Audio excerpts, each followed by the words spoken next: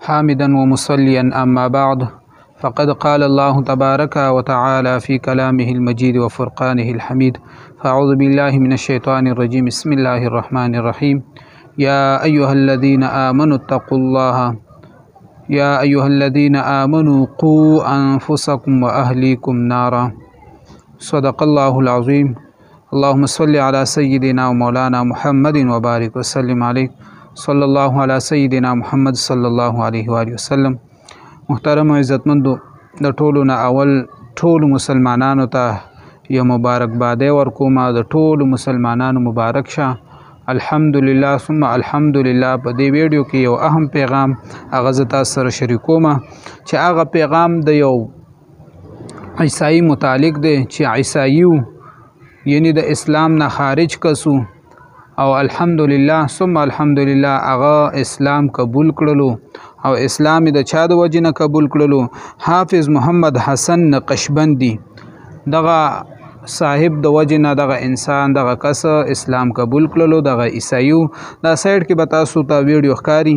یاد ساتئ عزتمندو چې کله یو انسان دی هغه د اسلام نه مخکې په کفر په حالات کې هر څومره ګناهونه کړي وي، د ګناهونو نه دومره لت پت وي چې د ځمکې نه واخله تر اسمانه پورې د ګناهونه رسېدلی وي، دومره ګناهونه دغه انسان کړي وي. د هغې نه پس چې کله دا د اسلام دایرې ته راغلی، اسلام ته را داخل شولو، نو دغه انسان ته بیا الله جل جلاله یو بهترین اجر ورکوي، یو بهترینه بدله ورته ورکوي چې دا اسلام دایرې ته راغلی. دا د اسلام د دایرې په داخلېدلو سره سره دغه انسان ته الله جل جلاله ډېر اجر ورکوي.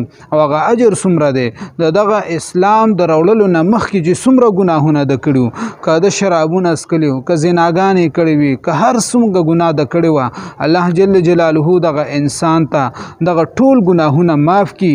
چې د اسلام دایرې ته کله انسان داخل شولو، بس دغه انسان ته الله جل جلاله ټول ګناهونه معاف کړي، او چې څومره مخکې کړي ګناهونه وي هغه ختم شي.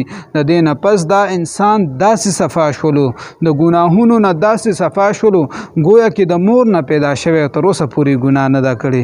کله یو داسې کس وي چې هغه ایمان اسلام قبول کړي، یعنی کفر په حالات کې اسلام قبول کړي، نو دغه انسان ته الله جل جلاله دومره اجر ورکوي.